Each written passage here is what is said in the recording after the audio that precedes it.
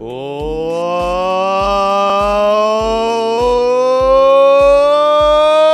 welcome to the Russ Joy Show. I'm Russ Joy. Figured that out because it's the name of the show, and you're smart. What's not smart is the meltdown that my computer had this morning. Let's see. There we go. Now we're back. I went to start the show 6 minutes ago. 8 minutes ago? It might have been longer. Thought everything was good.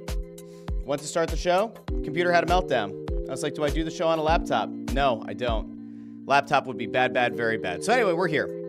We're here later than expected, which sucks, but here we are. Eagles pick up a big win over the weekend. Pick up a big win on Sunday against their cross-state rivals, if you want to call them that. In the Battle of the Keystone State, one team looked like they were legitimately Super Bowl bound, while the other looked anything but. But I want to welcome you into the show today because it is a massive, massive day if you're an Eagles fan.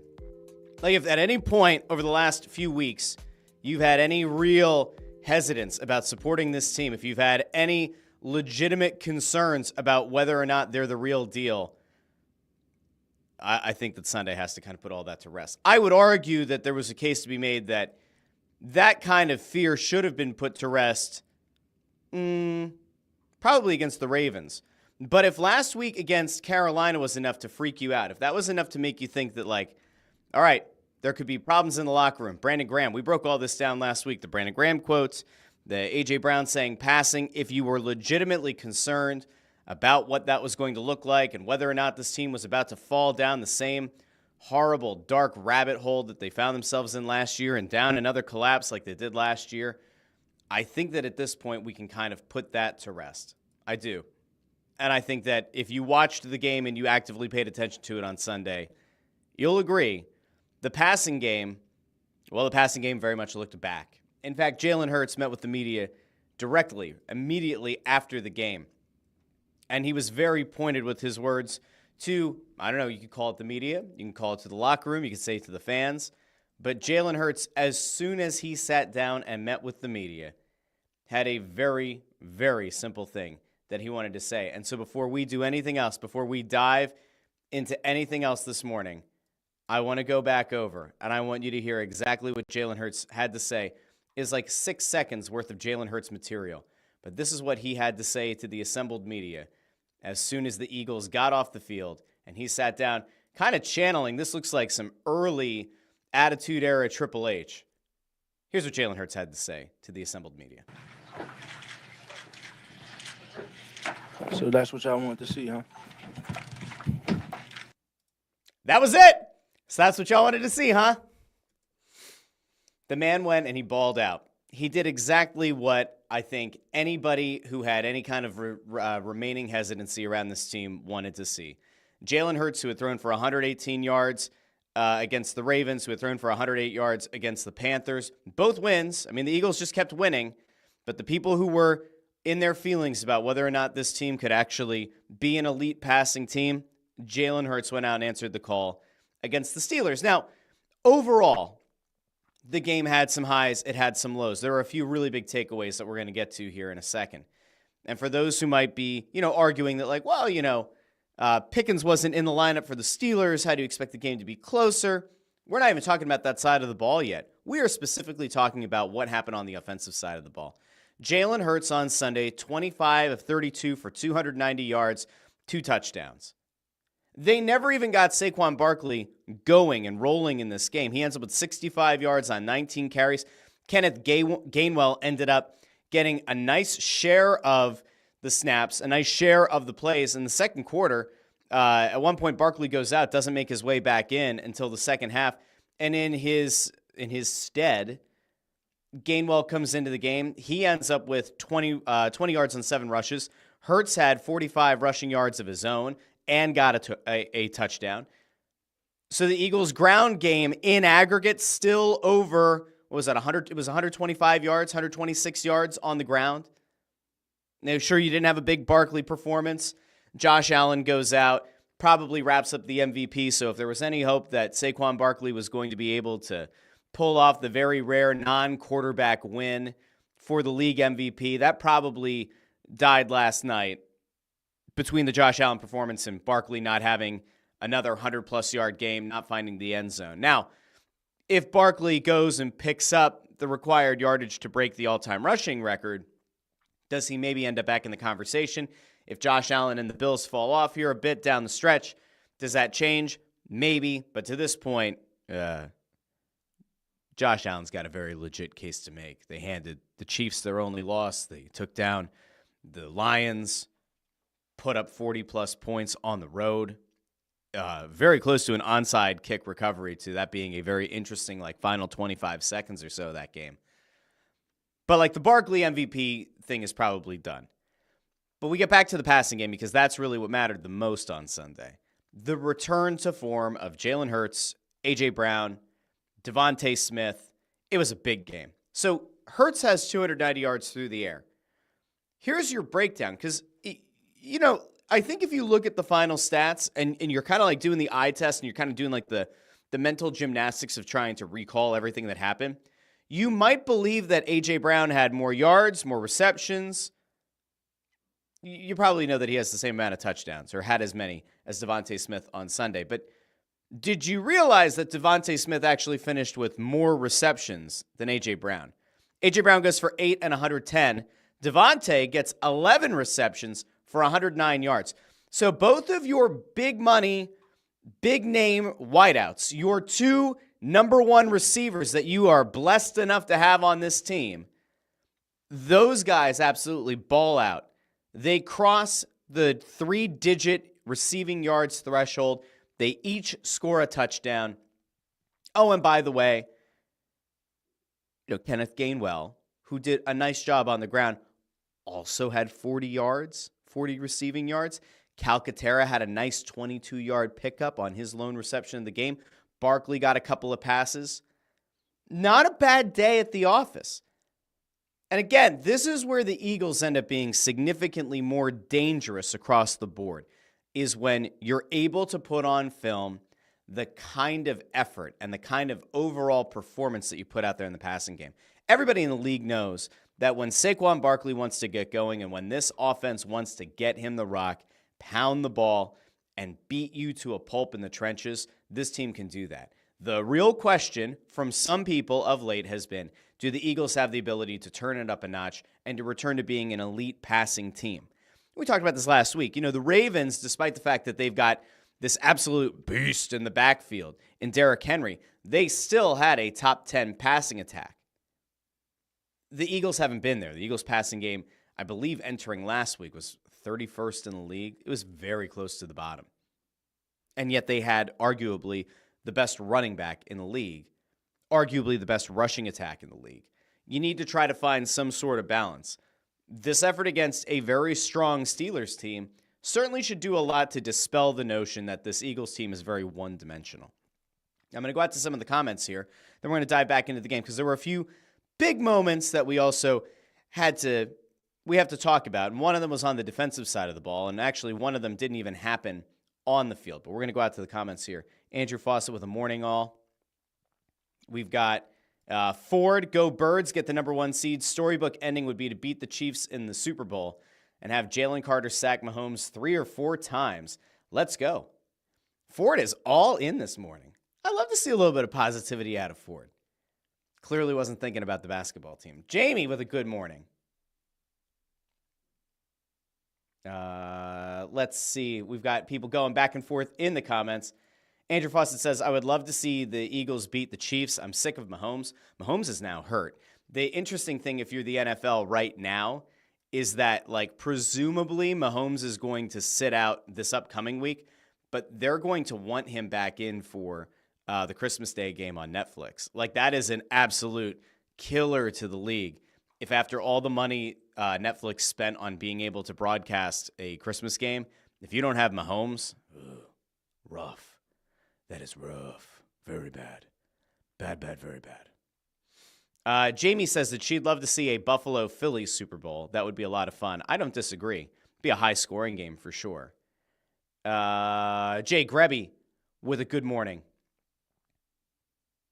Also notes some hockey talk here. Dissension in Vancouver. Rumored they'll have to choose between Miller or Peterson. Wouldn't be bad to get in on the Peterson sweepstakes. I happen to know a hockey team in Philadelphia that has 3 first-round picks. Maybe we'd like to go back and get a little bit of karmic payoff because they didn't take Peterson or McCarr or Heiskin, and they took, what was his name? Nolan Patrick. Yeah, Nolan Patrick. Chris Freed over on YouTube. Barkley's chances of breaking the single-season record and or winning the MVP award ended yesterday. I totally agree. Kind of touched on that, but it's a little bit of a bummer. I think it's a legitimate bummer. Let's see. Chris Freed also says Taylor Swift has caused the Chiefs' offense to stagnate. I don't know if that's exactly it. Maybe. Probably not. Let's get back over here. Andrew Fawcett says Russell Wilson finally lost a state rivalry game. So here's the thing. Russell Wilson, I am shocked to some extent by what kind of a comeback he's had this year. I think most of us, many of us, even the people who were really big Russell Wilson fans, such as myself, we share the same name. It's kind of important that Russells support Russells, right? There aren't many of us. He also has the 2 S's, 2 L's. I have the 2 S's, 2 L's. We have to support each other. I don't know what person has 1 L, and I feel bad for that person because it makes absolutely no sense. It's just, I don't get it. But Russell Wilson with the Broncos looked like a shell of himself, and he has had one hell of a resurgence this year, and good on him. And by the way, I know that we are a very Philly-focused show here, but Russell Wilson was efficient when he had the ball, which is actually one of the things that we're going to talk about here in a second. Goes 14 of 22, has 128 yards through the air and a touchdown, no interceptions. The game did not lie on him. Again, they didn't have Pickens, which is really your big threat to blow the top off of a defense. We're going to get there, though, because Russell Wilson didn't have many options and many opportunities in the second half, which is actually a testament to not only the Eagles' offense, but then also just how good the Eagles' defense was on the day. Just checking over here. I'm doing a really quick scouring. Landros2 says Pittsburgh stacked the box. Wide receivers were the play all day. I mean, what is we all know this across all sports, right? The thing that you know is you figure out what the biggest strength of the opposition is, and you figure out a way to shut it down. And yes, they stacked the box and made Saquon Barkley's life a living hell on a lot of plays. And it just opened up the secondary. And all of a sudden, your number 1 wideouts, they ate consistently on Sunday.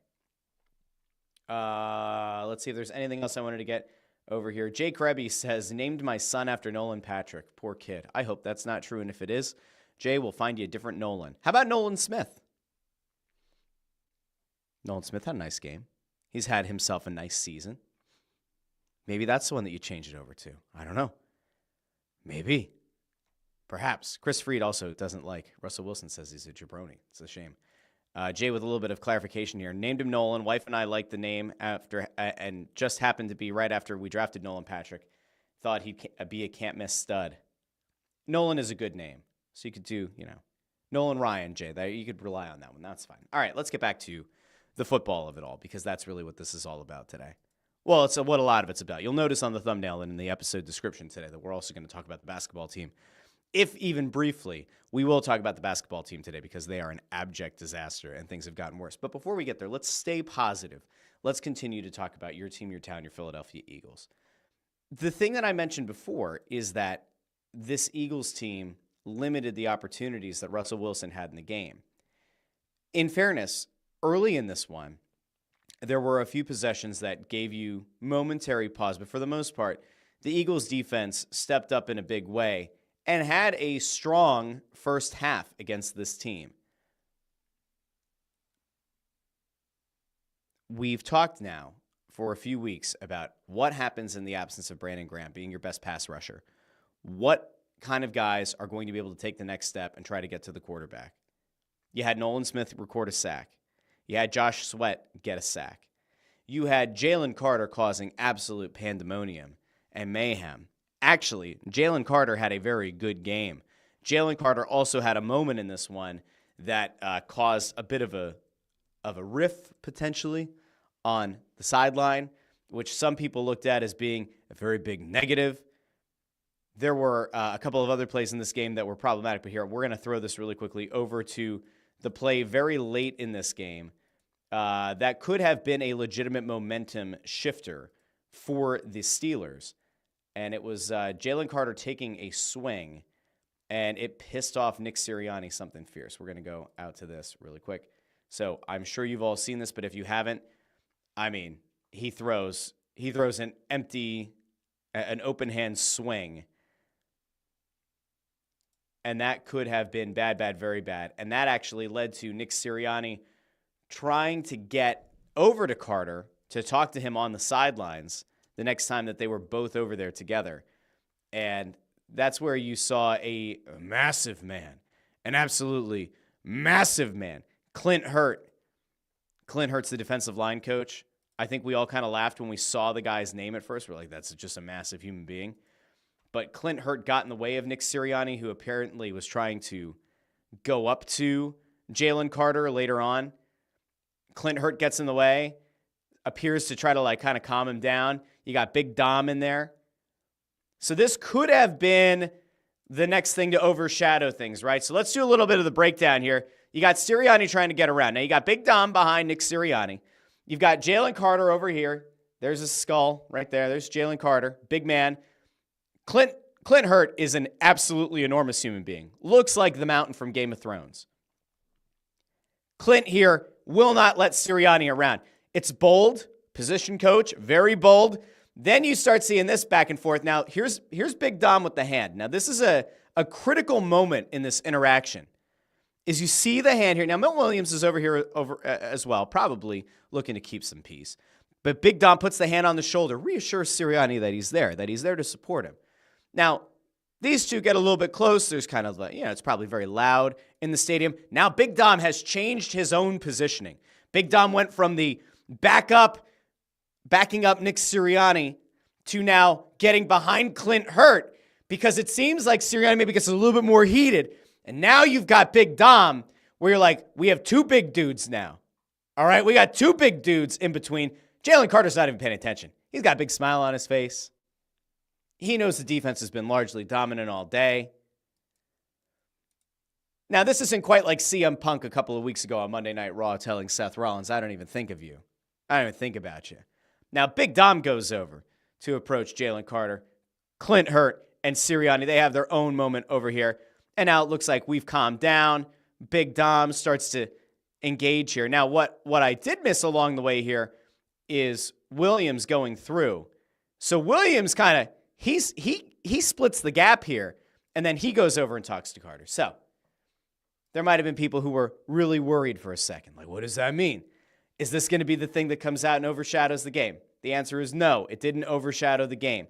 In fact, this is why I say this show is fair and balanced. We report, you decide.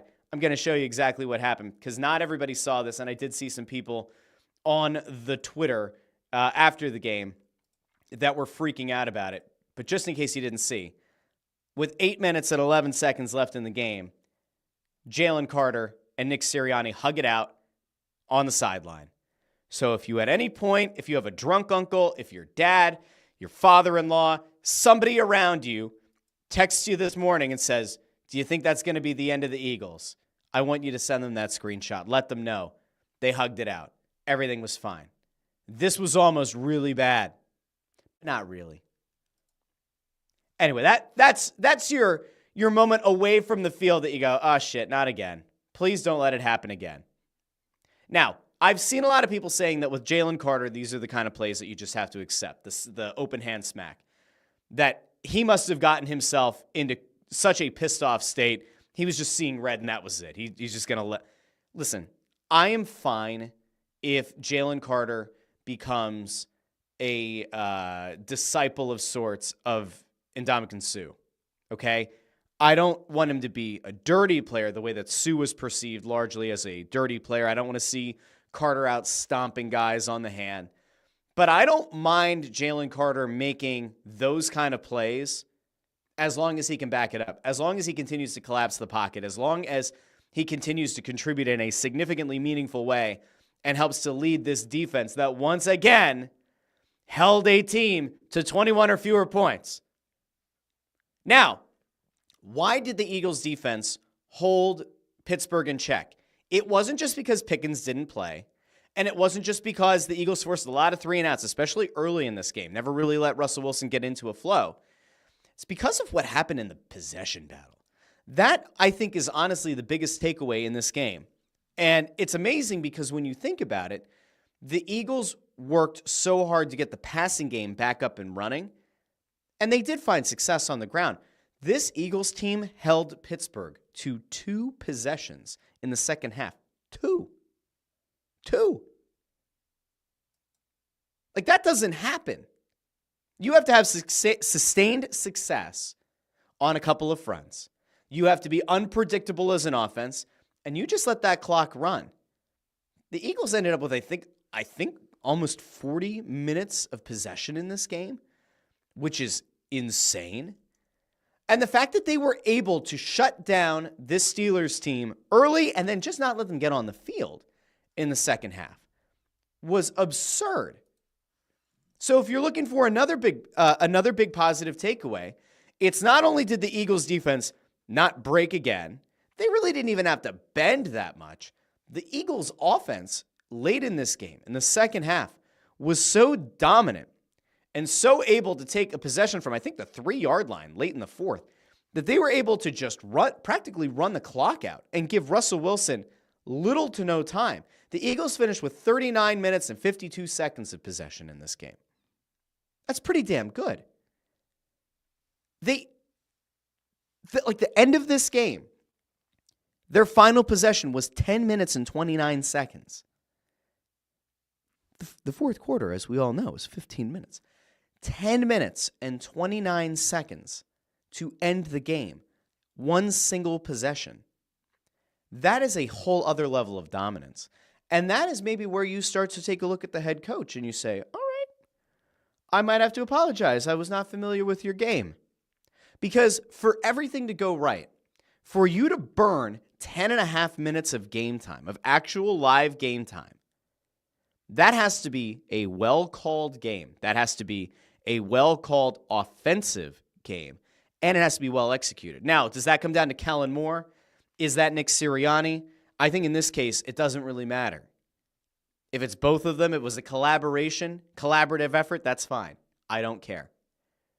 That is a kind of dominance that you don't see many teams find the ability to execute.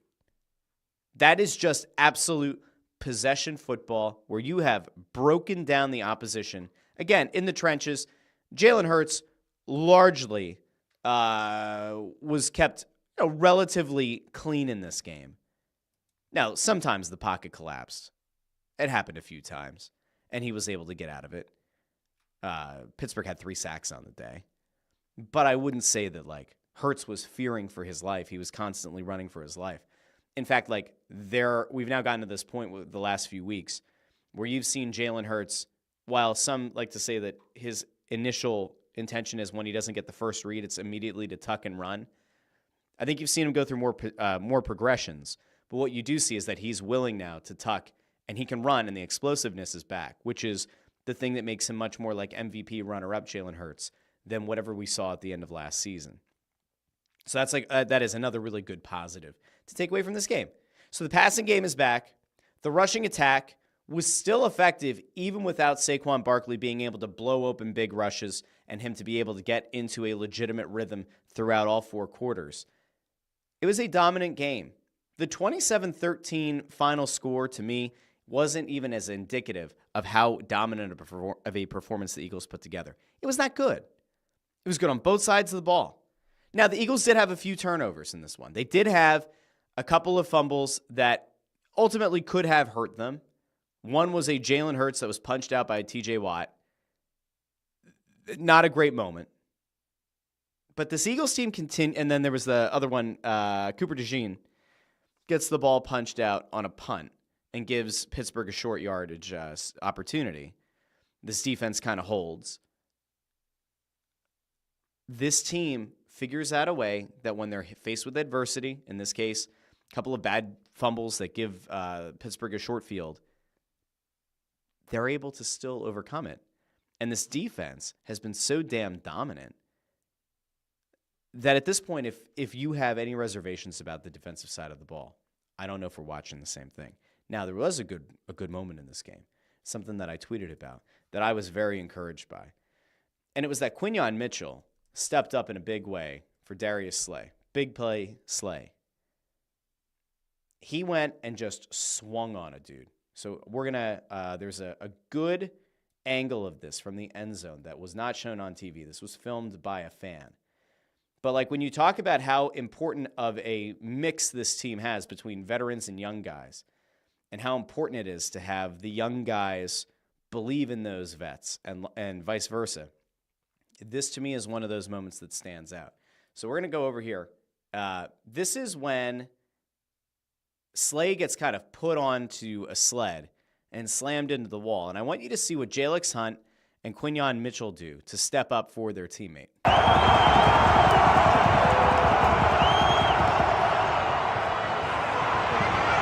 right, so here's one of the things that we saw on the telecast. Here's Slay getting put onto a sled. And he keeps getting shot. Now the play's over. The whistle has blown. Slay's at the back of the end zone. In theory, the contact should end here. It does not. So Slay starts swinging. Good on him. Washington's a massive human. Look who comes in. Look who's in there almost immediately to defend Slay. If you needed another reason, there's Jalix Hunt. And then look who comes in around here. Quinyon Mitchell goes right at Washington. Goes right, I don't know who this was, right next to him. But when you think about what kind of a message this sends, right? When you think, like, because there's Washington. Like, Quinyon Mitchell's trying to get through to Washington, who put Slay on the sled. When you think about what makes a good team and what makes a great team and what makes a cohesive team and what makes a team that is willing to go to battle for each other, I'm going to take you back here one more time. This is it. Slay doesn't give up. I mean, he's given up, what, maybe 100 pounds to Washington? Washington's a big-ass dude. Slay swings. That's just like a flat-out right hook. You see it happening. The ref can't do anything. They kind of split. Jalix Hunt runs in. He's ready to throw down for a vet. And I love what Quinyon Mitchell did here. I absolutely love it. Because that, to me, like when we go back to early in the year where I said, hey, Slay and CJGJ, you got to do a better job. Like leadership-wise, you have to do a better job. Can't hop on podcasts like Slay did with Micah Parsons and kind of trash your teammate in CJGJ. Like that can't happen. It sends a bad message. This team around the bye, it feels like something clicked. It feels like something happened and this locker room got itself together. And now when you see the young guys are willing to go to battle for those vets, that to me is the ultimate sign that there's something special about this team. And I honestly take that moment and I say, all right, you have the Jalen Carter thing that's a momentary, immature, and probably uncomposed moment. It kind of settles, right? You'll talk to him. You'll try to put that off to the side. But then you juxtapose that with what Mitchell and Hunt did there to go to battle for Slay. That tells me that that defensive unit right now is locked in for one another. And when you have your teammates going to battle for you each and every week, putting their bodies on the line, and they show, especially in the case of Mitchell there versus Washington, massive human being, massive mound of a man. That to me says this team is as together and as tight-knit of a squad as you could possibly have. I'm going to go out to the comments here really quick, then we're going to move on to some other stuff. Dersh is not a fan of Big Dom. Says Big Dom is a headache and a distraction at this point. The less he's seen, the better. Landros disagrees. Says, I like Big Dom. Landros also doesn't, no, you don't accept what Carter did, immature, but you use it as a teaching moment. He's one mean big dude. That's what I'm saying. I think that there's just a certain element to this where, like, if you are the Eagles coaching staff, you don't want to coach the nastiness out of Carter. You want that dude to be as disruptive of a force and as feared of a force, as I said before, as Sue was, right? Like, you want that kind of guy up the middle. You want that guy to blow up pockets. You want that guy to get to the quarterback. You want that guy to work in tandem with a Jordan Davis to shut down the run game. You want that guy to be the nasty first thing that your line sees. You want that guy to be the one that your quarterback has to look in the eyes as they're lining up. I don't want that coached out of him. I'll take a boneheaded play from a guy every now and then, as long as it doesn't cost your team the game. Now, again, could that have been a momentum-shifting play? Maybe. Could that have been a play that, gives the Steelers the ability to go downfield and maybe put up some points? Maybe. I have a lot of faith in this Eagles defense, however. There just haven't been teams that have been able to get up on them. Which now leads me to the next thing that we have to do. Okay? Which is we have to do our semi-weekly look at the rest of the NFC. Because the Lions losing to Buffalo now throws the NFC playoff picture into a little bit of disarray. Not a lot, but it certainly makes it a much more open race for the number one seed in this conference. And so we're going to throw this over. Throw it over. So everybody can take a look at the same thing. As if you people haven't spent the last, 12 hours looking at it together. Or individually. Or sending it around the group chat and you're trying to figure out how does this work out for the Eagles? How does it work out for the Lions? How does it work out for the Vikings? The Eagles will win the NFC East. The commies, it ain't happening for them. The Cowboys are still a mess. The Giants are the Giants. The NFC North is where things get interesting.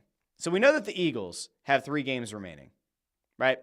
Eagles have the Commanders this upcoming Sunday. Then they have the Cowboys the following Sunday at home.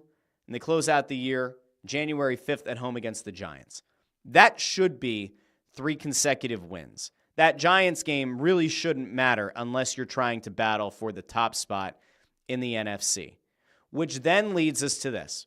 Because the NFC North is where things get really complicated. The Lions and the Vikings play each other on the final week of the season. That could presumably not only determine who wins the NFC North, but it could theoretically lead to who wins the NFC. Now, obviously, if you're an Eagles fan, you are rooting hard against the Vikings tonight. But they're playing Chicago. And the likelihood of them losing to Chicago at home is very low. If Chicago can somehow pull out a miracle, the Vikings then have Seattle at Seattle, home against Green Bay, and on the road against Detroit. Now, in theory, if Minnesota wins out, they get the number 1 seed in the NFC. Realistically, they shouldn't win out. And then you take a look at Detroit, because if you presume that one of those NFC North teams are going to be the one that is going to actually give you a run for the number 1 seed in the conference, well, who do the Lions have left? This Sunday, they're in Chicago, taking on the Bears, who will be coming off this game tonight, Monday Night Football, against the Vikings. Then they're at San Francisco, who are effectively out of it now. And then again, you're playing at home, hosting the Vikings. Now, I'm not going to stand here and tell you that I know exactly how this is going to play out. But I would expect Minnesota wins tonight against Chicago. We have a 3-way tie on record. And then it gets into those final 3 games. Should the Eagles beat the Commanders? Yes. Should the Eagles beat the Cowboys at home? Yes. Should the Eagles' backups be able to beat the Giants at home in the final week of the season? Yes. Is there a legitimate chance here that the Eagles win out to end the season? Yes. And if they do, they finish the season 15-2. Now, if you are Minnesota, you pick up a win tonight, you're 12-2. Do I see a scenario where Minnesota could lose a game down the stretch? Do I think that they could lose at Seattle? I think that there's a decent enough chance that they could lose at Seattle. Seattle's been very good. Now, they haven't been particularly great at home. They're 3-5 on the season at home. Oddly enough, Seattle's been a better team on the road. They've only lost once on the road this season, so they're a little bit of an anomaly. Do I think that Minnesota could maybe lose at Seattle? It's certainly in play. Do I think that the Packers could go on the road and beat Minnesota? I think there's a chance. I'm not saying it'll happen. I think there's a chance. That takes you to the final week of the season. Do I think that the Lions could beat the Vikings? I do. So if the Vikings don't win out, and the Eagles do, the Vikings are out for the number 1 seed. If Detroit wins out, the Eagles still end up with the number 1 seed in the conference. But let's just say, hypothetically, the Eagles want to see the Lions lose because that maybe allows them to rest their starters, and then that final game, you do get to play the backups against the Giants and still pick up a win. Do I think that the Lions will lose to the Bears in Chicago this week? I don't. Do I think that they'll lose at San Francisco? Probably not. So, like, there is a path here that Detroit could win out. Either way, if you're the Eagles, you have to control your own destiny. You have to win out. If you care about having the number 1 seed, which I would, you need to win out and then let the 2 NFC North teams do whatever they're going to do. And you obviously hope that Minnesota picks up a loss along the way and they're out of it. I would rather see the Eagles go after the number 1 seed hard, have that first round bye, and maintain home field advantage throughout the playoffs than I would want to see the Eagles accept the number 2 seed, essentially give their guys the final week of the regular season off and have the first round bye and then come out. Like, I don't love the idea of not having your guys play in the final week of the season. I don't care that it's the Giants and that you maybe worry that in a rivalry game there's going to be like a dirty play. I'm not that concerned with that. I'd rather see this Eagles team make every possible move to try to get themselves the top seed in the conference, because I do think that if you finish the season on, what is it then, a 13-game winning streak, if you wrap up like that, holy shit. You want to talk about like riding an actual high going into the postseason. That's the way to do it. Now, could the Commanders put a real scare in the Eagles this week? That is possible. I'm not going to rule out the possibility that Washington could maybe put a scare into you. But then you have Dallas and you have New York. And that Dallas team is horrific. And that Giants team is even worse. But we'll see. I'm going to go out to the comments. Let's see if anybody feels differently or how we're feeling about it. Ford says maybe the Commanders this Sunday, I guess, is a team that could maybe give the Eagles a run. But he also agrees they need the number 1 seed. Andrew Fawcett says Sunday could be a good test. Maybe go to Wawa's and get a shorty. Watch the Eagles game in Fishtown. I can't do a Philly accent. I won't even try. I think it's gross. I think the super strong accents, whether it's Philly, New York, Boston, just like, gross. Ugh. Andrew Fawcett also calls out the control what you can control. That's all they can do. Cliche? I don't think it's cliche. I really don't. I don't. So that's where we're at right now. The Eagles very much are in contention to make a legitimate push and hopefully get the number 1 seed in the conference, because that's what it's all about. Now, I will tell you this. 2 things. If you haven't done so already. 1, make sure you click that thumbs up and subscribe to the Russ Joy Show on YouTube. We're close. The drive to 500 subscribers. It just has to happen at this point. Somebody's got to win the jersey. We got to get to 500 subscribers, and then I randomly select a subscriber to the channel to win a jersey of their choice worth up to $175. Listen, at this point, you send the show to your great Aunt Gertrude, or you make a Gmail account on behalf of your grandmother, and make sure grandma starts, you figure out how to get YouTube on her phone or her tablet or her TV, right? Because we want her to be an actual person who's watching the Russ Joy Show. Maybe then she all of a sudden starts interacting in the comments section.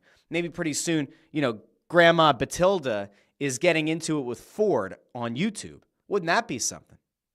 Anyway, the drive to 500 subscribers. As soon as we hit it, I'm going to randomly select a subscriber to the channel. They win a jersey of their choice. Like, what are we doing here? You can subscribe to the Russ Joy Show over on YouTube and also wherever you get your podcasts, Apple Podcasts, Spotify, Amazon Music, Google Podcasts, which is now YouTube Podcasts, and Pandora, or wherever you get your podcasts. I don't care. Wherever you get them, you go take care of that. Go subscribe. Okay. Now we have something else that we have to do, because I have mostly been swearing off of talking about the basketball team until I felt like they were worth talking about again. And you all know that I love the Sixers, and I love the idea of the Sixers, but I haven't really loved what I've gotten out of the Sixers this year, which has been a ton of injuries. It's been a ton of disappointment. It's been a bunch of bullshit that's been spewed by the organization, by the head coach, about the plan, about Joel Embiid being hurt, not being hurt, ramping up, not ramping up, pushing Marcus Hayes. Well, then we picked up a couple of things that hurt you even worse. We have a couple of things that have now taken what was already a bad Sixers season and probably made it even worse.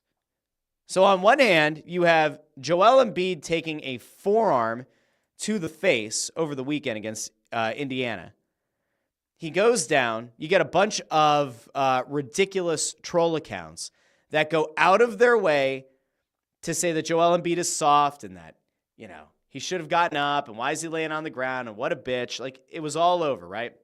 Then we find out that Joel Embiid did, in fact, fracture his sinus.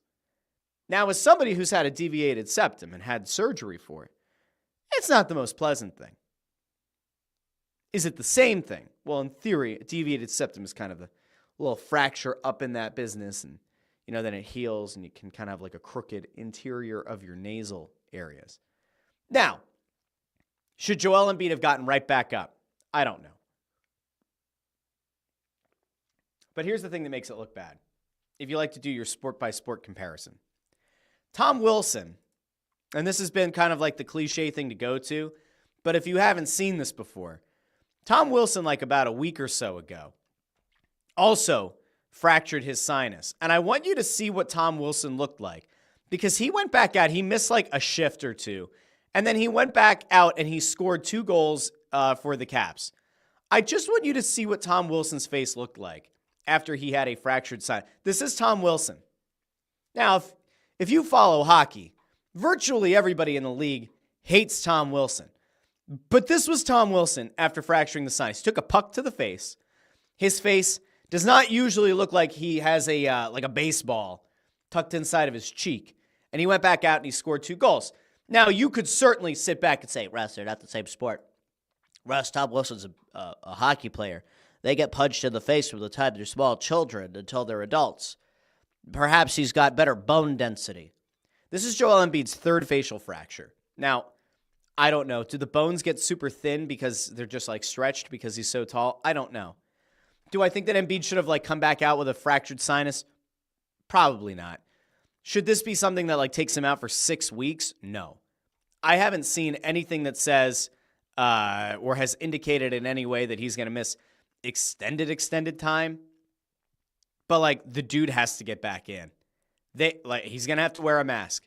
The team cannot afford to have Joel Embiid out for multiple weeks now as you try to maybe get yourself back into the playoff picture. Now, the thing that I keep running into is, I've said on the show a bunch of times, if you can get back 2 out of 3 of those guys at any given time, 3 out of every 4 games, you'll make the playoffs because the Eastern Conference isn't particularly good.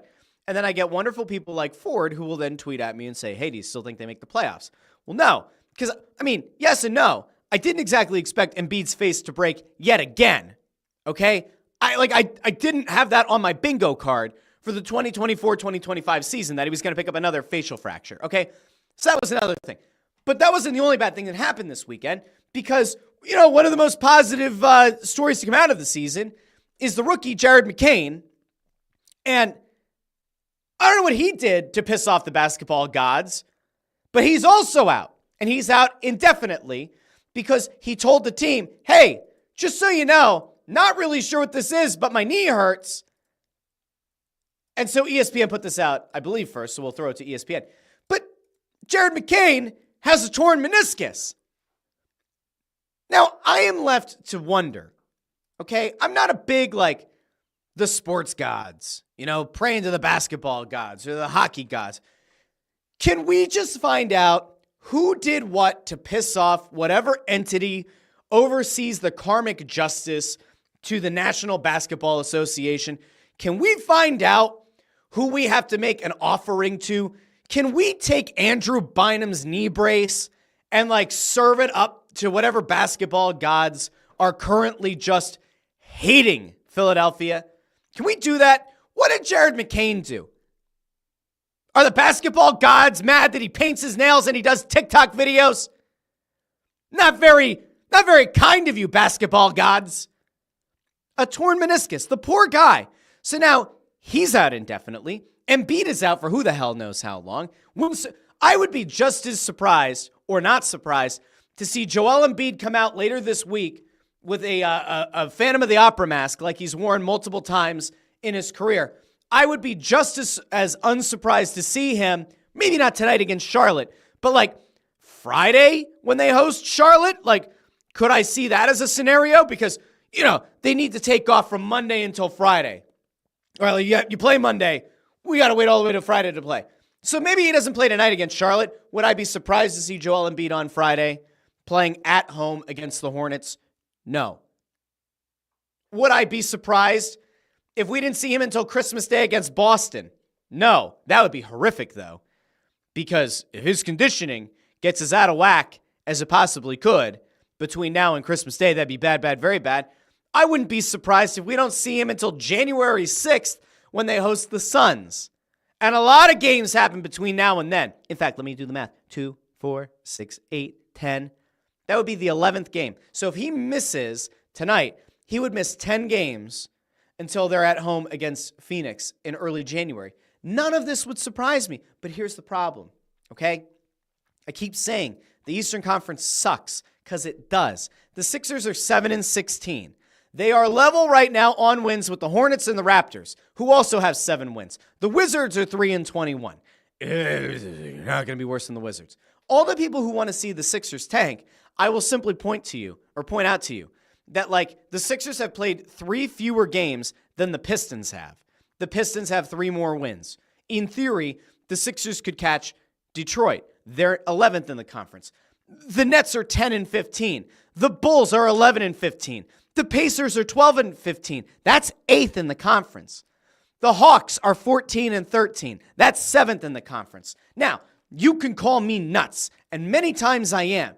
This freaking team still has the possibility of putting enough together that they could maybe make a run to be one of those bubble teams that ends up in a play-in game. That's how bad the Eastern Conference is. I can't overstate to you just how piss poor this year's Eastern Conference is in the NBA. It's that bad. In fact, if you think about, and I got the gestures going now. I'm going to be honest with you. This might be the worst the Eastern Conference has looked in at least 5 years. The fact that you could have teams like the Sixers, the Hornets, and the Raptors only 4 games back of a play-in game spot. Are you kidding me? That's how bad the conference is. So no, I'm not willing to say, yes, the Sixers will make it, because I've been saying they could compete for the 6th seed. That's before the Embiid fracture and the torn meniscus on McCain. But do I see a scenario here where the Philadelphia 76ers could end up in a play-in game, end up with one of the last playoff spots, get blown out by Boston in the first round? Yeah, I could. Do I think it's better for them? I don't even know. Because here's your problem. If you want to make the argument that the Sixers should tank now, just be garbage and go get Flag in the draft.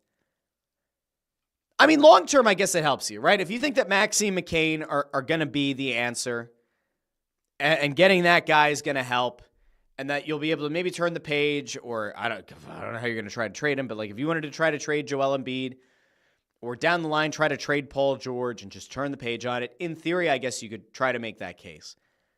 I still look at it as there is a non-zero chance that if you were able to get Joel Embiid back and relatively healthy for the playoffs, and Paul George relatively healthy for the playoffs, and Tyrese Maxey, I don't know.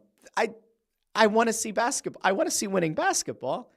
I would like to see playoff basketball. I would like to watch the Sixers maybe make some kind of a run. I know it's entirely antithetical to how I feel about the Flyers, but if you're going to just punt on this season because Embiid is hurt again, fine. But remember, the number of seasons that Joel Embiid might have as an effective basketball player are coming to an end. There will not be a resurgence here where he has a 6-year career playing at MVP level. That ain't happening. If you want to shut Joel Embiid down for the rest of the year, maybe have him get the knee surgery that he apparently passed on so that he could play in the Olympics, or so that he wouldn't miss a good chunk of the season, now might be the time. Get him sinus surgery, get him the knee surgery, and try to have him ready for next year. If that's how you want to do it, you can.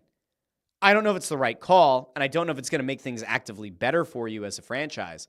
But if that's the way that you want to go, you can. Now, does that piss off Paul George, who certainly didn't come here to be a guy who was just going to be part of a quasi-tanking team? Probably won't sit very well, but I don't know what you could do at that point. I'm sad. I wanted the Sixers to have a good year, and it just ain't shaping up to be a good season at all. All right, let's go over to some of the comments. We were talking about Tom Wilson a little bit ago with the fractured sinus. Andrew Fawcett said he's an animal. Hockey players are tougher than everyone. Chris Freed said he looked like half a chipmunk. Ford asks, is that a baseball in your cheek or are you just happy to see me? Jamie remembers seeing that post-game. It is crazy. It's nuts. Ford says, what matters the most is that Embiid played in the Olympics, LMFAO. Landros thinks that Embiid is going to be out until the new year for sure. Andrew Fawcett says Embiid has a hangnail. He's going to miss the next 8 to 9 months. Situation is fluid. Jim Dronick says, looks like Michael Corleone after Chief McCluskey busted him up about Tom Wilson. It's a good call. It's a good callback. Andrew Fawcett asks, did Iverson put a curse on the team? Also notes that this is probably the drones. That's exactly what happened to Embiid. It was the drones. Which, by the way, we haven't talked about them today. We're not going to because I don't need the feed to freeze up like it did on Friday. That was not great. But that actually does remind me. I don't know why this reminded me of it. But there was some... can we do a little radio wars here before we leave? Because I want to end on a positive note. Because I saw this. I got very excited. Okay? So we had a little bit of radio wars last week. And I mentioned... Was it last week or the week before? I did the radio wars thing about how... Mike Missinelli called out the WIP afternoon show for stealing his show ideas or whatever, right? But then there was like another thing that happened, and this happened last week, and it happened over at the Fanatic. There was a certain host who went and spoke in very big, sweeping generalities and very clearly didn't want to come out and say entirely who he was talking about. But there was somebody over at the Fanatic on their afternoon show who called out someone else on the team. And so I wanted to go out to that person really quick because I found it interesting. I'll share a thought here on who he's probably talking about. But we're going to go out to Tyrone Johnson because Tyrone over on the Fanatic afternoon show, which if you didn't hear it, I don't fault you for it. Not a lot of people probably did. But we're going to go out to Tyrone Johnson because he apparently alluded to the fact that he was going to expose somebody from the station. So I want you to just hear really quickly, what did Tyrone have to say about somebody else who works at the station? Then we'll see if we can figure out who he's talking about. Who talks about team acted the first time he saw me after my grandmother died? Or should I tell the story of what happened when I filled in for him one time and what he put in writing about how he wanted me to do? Which story should I tell later on this hour? Since team is what it's all about. I don't want to pick. You not like... Well, the answer then is both. That's the answer then, will be both. The answer will be both. I've been quiet. I make a sacrifice. That rather than say thank you, the person decided to take shots. I don't like that. That's all. Well, let's go back to the text messages at 610-632-0975. It's a great moment. Now, listen, I am here for being petty. I myself am a petty little bitch sometimes. No doubt. But Tyrone Johnson, who's Tyrone talking about? He's talking about Missinelli. Has to be talking about Missinelli. I will take people back for those who might have forgotten. But there was the headphone toss years ago where Missinelli and Tyrone get into it during a commercial break. Missinelli throws his headphones kind of down and in front. I had been told that led to a formal complaint filed to HR with Beasley, likely from Tyrone, about a hostile work environment. Now, again, that was a couple of sources who threw that out there. Did I ever, confirm that with Beasley? I did not. So, in fairness, journalistic integrity, a couple of people threw that out. Now, there clearly was not a good working relationship between those two. And Missinelli had this very unceremonious departure from the station where he showed up one day and said that he didn't have a contract with Beasley and that was it and it was going to be his last day, which is not typically what you would expect somebody who's had as long and as successful of a run as Missinelli had with the Fanatic. It clearly spoke to there being some kind of beef. Joe Bell, who was the VP of Beasley media in the Philly market, had his own unceremonious ousting earlier this year. Shortly thereafter, Missinelli comes back. Okay. When Missinelli came back to the station, the scuttlebutt on the street was that obviously that was not going to sit well with Tyrone. Why?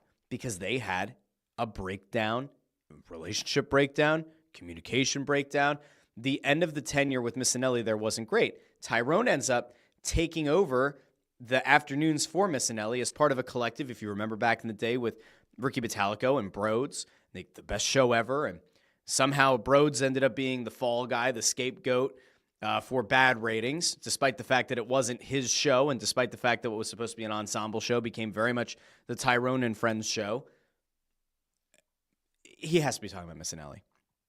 Now, Kevin Kincaid over at Crossing Broad did a little bit more of a breakdown where he said earlier in the hour, Tyrone had talked about team player in reference to Missinelli. But, like, who else did Tyrone fill in for on the station before he was the afternoon guy?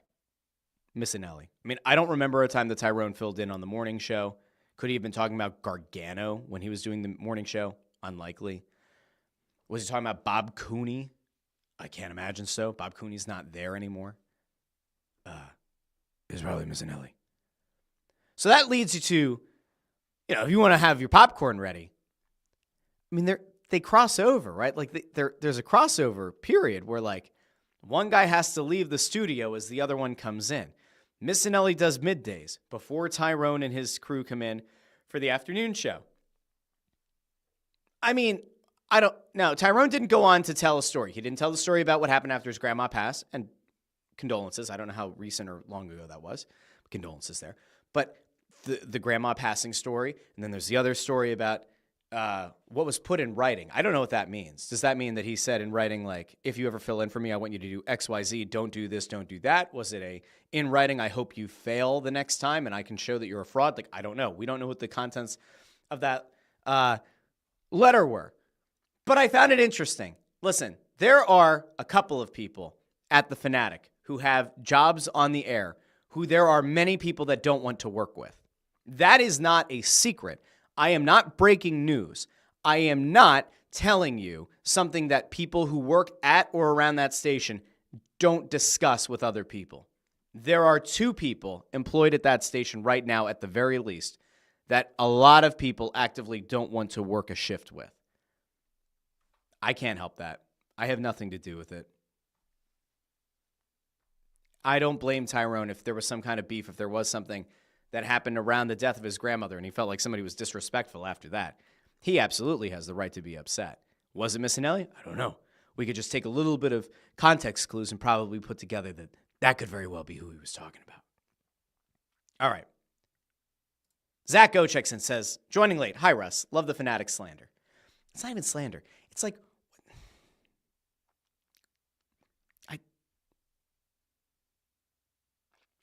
I have these moments where I sit back and I remember what the Fanatic was when I was in college. And it was Mark's Embrace. It was Bruno and Mays. It was Missinelli, like legitimately like tearing it up in the afternoons. And I think back to that station being the first one to go to FM. They had their app. That was the one that, like, my friends and I, who were not from the area, we listened to the Fanatic. We like that's what we did. And we loved that station. And I think about in the course of, what are we at now, 15 years, 13 years? I'm trying to think the last time Bruno and Mays were on the air in that slot together. I mean, it was definitely at least 08, 09. So you figure like 15 years ago, what the trajectory of that station looked like it was going to be versus what it is now. It's not even close. I don't mean that to be rude to the people who are on the station. There are some very talented people at the Fanatic. There are some other grifters who are there. I can't help that. I think there's just been a lot of terrible mismanagement at that station over the years. I don't know anything about the current program director there. I know that program director has reached out to some people about potentially doing like some weekend slots. And then I don't believe any of those people have ended up on the air. That doesn't mean that the weekend people who are there suck. The ratings are dismal. I mean, like, I have heard that the ratings are virtually 0 on the weekends. I have offered up on this show and over on Crossing Broadcast over the past however many months that if they were smart, they would just reach out to podcasters in the area and they would just have those shows either syndicate on the weekends or they'd have those people go in and try to do their own stuff, use their own short form content, try to engage a new audience, and try to disrupt the weekends. But the Fanatic doesn't do that. They just kind of they keep rolling out the same shit. And I guess if they don't shut the station down, they're happy to pay very little money to the people who host on the weekends, and that's it. And they can sell some kind of advertising on the weekends, even though the ratings are practically nothing. And everybody just like gets to go home happy. But like if it were me, I'd be kind of mad, and I would kind of like actively want to do whatever it takes to try to at least make an impact on the weekends. I don't know. Some of the people that I've heard from that have had a conversation about weekend slots have been left just kind of going like, I don't know. I don't know what happened. Like we talked. It didn't go anywhere. Nothing has happened. I don't know. People need to, I don't know. Somebody should just apply a little bit of pressure over there. I don't know why it's not happening.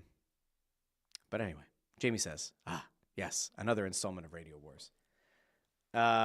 Jay Grebby notes about Tyrone's, thing there. Put the other two on the show in a really uncomfortable spot. That's true, which is, you can't do that.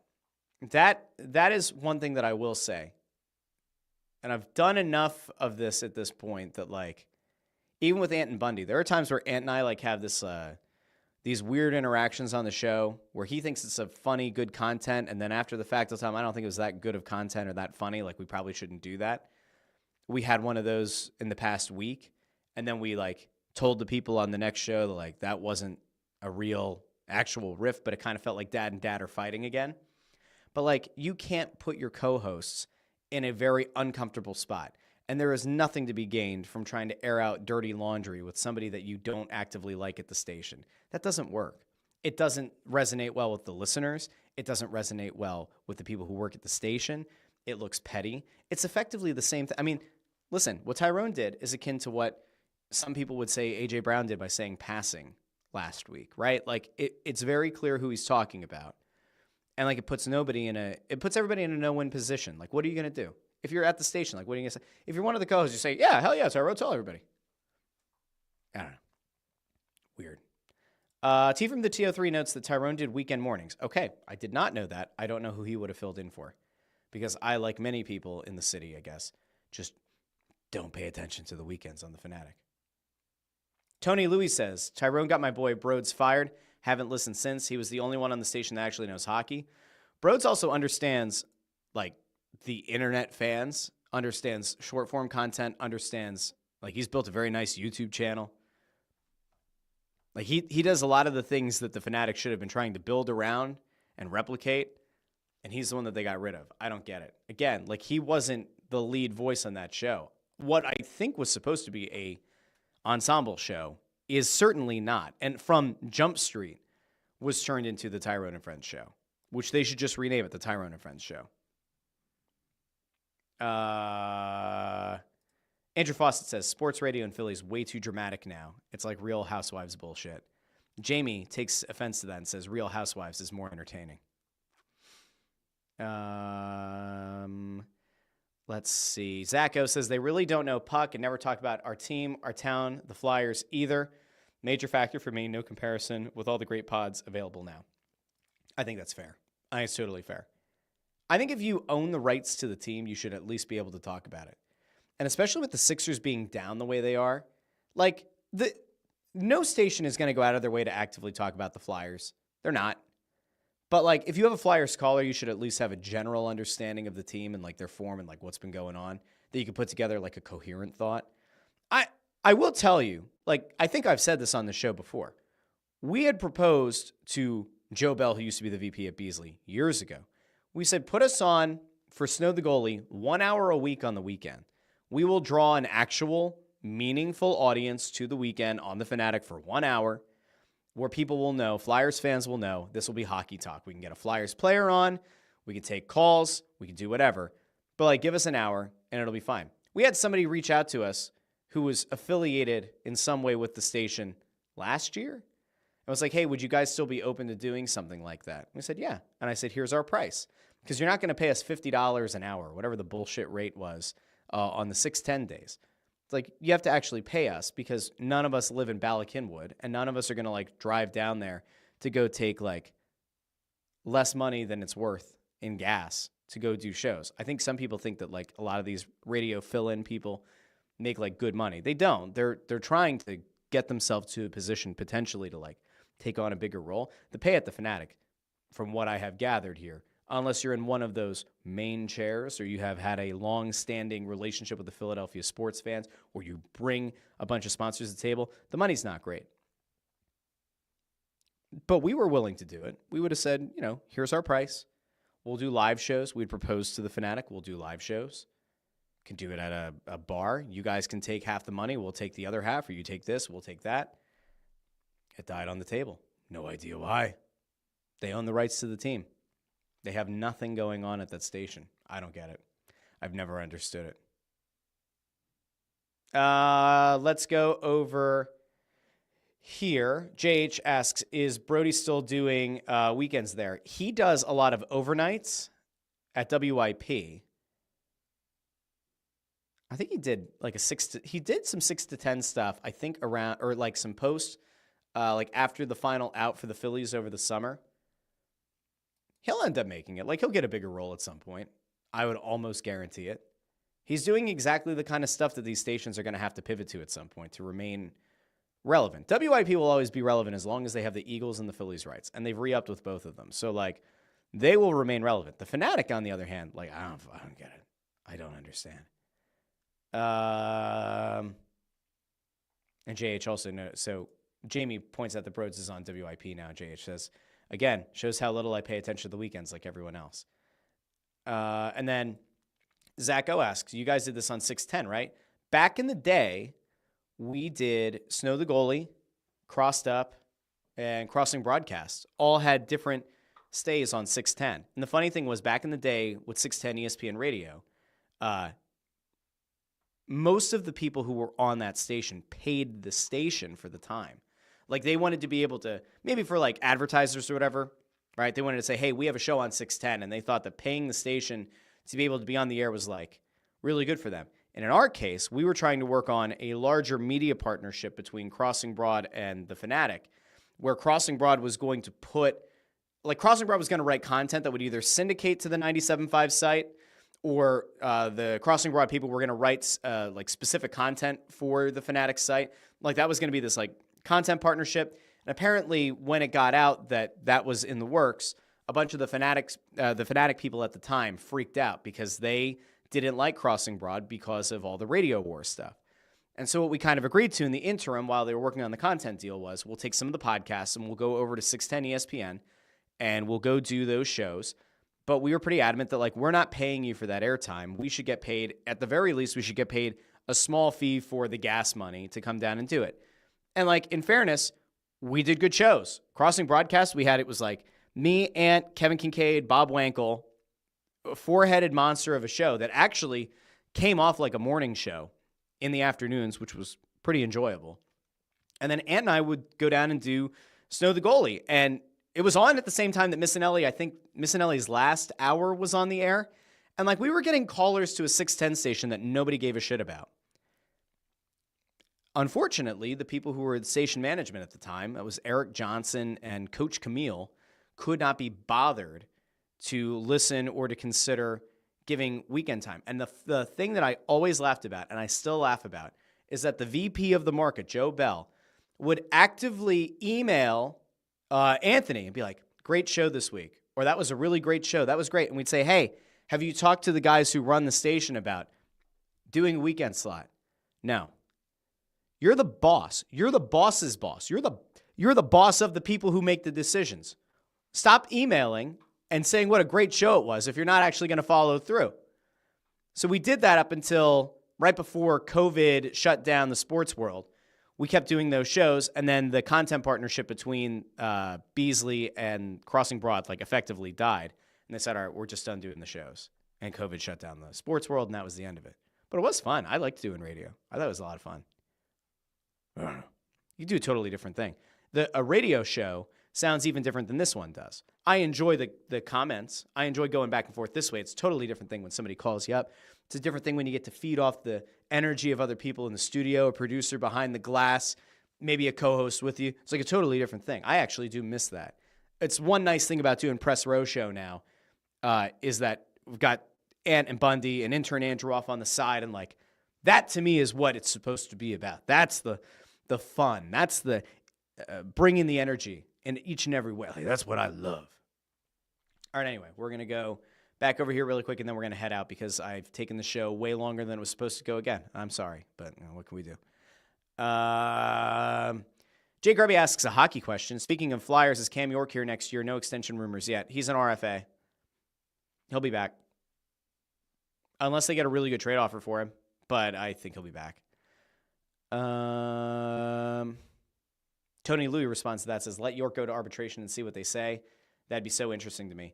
I actually have this fear that they're going to kind of go like the Owen Tippett route, and they're going to give York a really big contract at a higher than they probably should AAV, and you just have to hope that it works out for them. They seem to roll the dice on these guys that the value is going to be great and that the cap percentage is going to be lower as the cap goes up every year, and they're going to sell themselves on it, but I'm not sure that I love it. I'm really not. Kevin Cooney, who does weekends over at 97.5, checks in and says, hi, Russ. Hey, Kevin. I've talked to Kevin before. I think Kevin does a nice job. Do I think that Kevin gets the support that he probably needs at the station on the weekends to promote his show more? No. I think the station does a very bad job of promoting their weekend people. They have social media channels. They have and I don't know for a fact, but my assumption here is that they don't run the cameras for the shows to stream to YouTube on the weekend. They should. Could they stream those out to Twitch, to X, to Facebook? They could. Do they? I don't believe they do on the weekend. Are there ways that the Fanatic could better support their hosts on the weekend? Yes. Do I stand by the belief that at some point, somewhere in the weekend lineup, they should have podcasters with significant followings and significant subscriber bases? They should reach out to those people? Sure, I do. That doesn't change. We'll see. Okay. Reed DeFord says, want to talk about John Marks and Darren Ravel not knowing what a plane looks like. We are not going back into the drone talk. The last time we did that, the stream froze. I am not going back to the drones. I refuse. I flat out refuse. We're not doing it again. I did see a lot of people, though, this weekend that are like, these people they're taking pictures of planes. But it's like if you cross-reference the flight paths versus what some of these people are catching on video, they're not the same. So I don't know. Ford giving Kevin some props, by the way, saying your show is good with D. See, there you go. We have some nice positivity in here. You don't get a lot of positivity in some other comment sections, but you do here. You check in here on the Russ Joy Show. People are nice, and they have their very nice things to say to each other. Zach O goes back to the Flyers really quick, says, I see York as being a big trade chip. We need some more center depth, and we need more size on the team. Love York, but he ain't huge. That's true. Maybe the resurgence of Jamie Drysdale, if it proves out between now and the trade deadline, maybe it does make York a more attractive trade piece. We started off the show with this thing about Elias Pettersson maybe being available from Vancouver. That would be interesting. Dylan Cousins apparently also available from Buffalo. Hasn't had the best year, but he's 2 seasons removed from, I think, 31 goals, 37 assists. Could that maybe be interesting to the Flyers as a potential top 2 center on the team?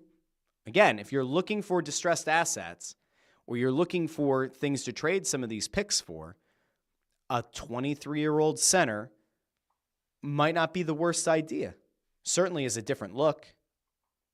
In the case of Pettersson, it's going to cost you a lot. Is it going to be worth what you'd have to trade him for? I don't know. Maybe. We'll get there later. Landros with a little bit of Sinatra here. Send in the drones. All right. I think we're good. I think we're good for today. And Andrew Fawcett calls the comment section a happy, dysfunctional family. Jay Grubby with a massive trade. York, Risto, Farabee, Frost for Pettersson. Who says no? Vancouver. They'd have no reason. Risto is going to go to a team that is trying to actively compete to be a Stanley Cup contender. And the Flyers are probably going to have to take a bad contract back to make the math work. I don't think it'll be Vancouver. Toronto always sniffs around Risto. It hasn't happened yet, but that doesn't mean you give up. The Maple Leafs might end up being his ultimate suitor. I'm not sure. Okay, so we have that. Let's see. All right, I think we're good. I think we're good for today. I want to thank everybody who checked in over on the in the comments section on YouTube, X, and Facebook. I want to thank everybody who checks in after the fact on X and on Facebook with comments after the show is done being live. I want to thank everybody who subscribes on Apple Podcasts, Spotify, Pandora, wherever you get your podcasts. I'll be back Wednesday. Remember, the show through the end of the year is Monday, Wednesday, Friday. We're matching the Eagles. We would like to have the ability to react to the Eagles the next day. So here we are, Monday, Wednesday, Friday. Wednesday we'll be back. We'll probably do a little bit more of a Flyers and Sixers-centric podcast, unless some Eagles player goes out and says something stupid, in which case we'll break all that down. But in the meantime, make sure you subscribe to the channel, The Russ Joy Show on YouTube. Subscribing to the channel gets us closer to the drive to 500. And when we hit 500 subscribers, one randomly selected subscriber to the channel will win the jersey of their choice worth up to $175. So if you haven't done so already, make sure you go subscribe, share this episode with some friends, with some family. That could be your Christmas gift or your Hanukkah gift or your Kwanzaa gift or your winter solstice gift to the people you care about most in your life. Until Wednesday, I've been Russ Joy. This is the Russ Joy Show, but you already knew that because you're smart, and it's also the name of the show. I will talk to all of you Wednesday morning here on the Russ Joy Show. Have a great day, everybody.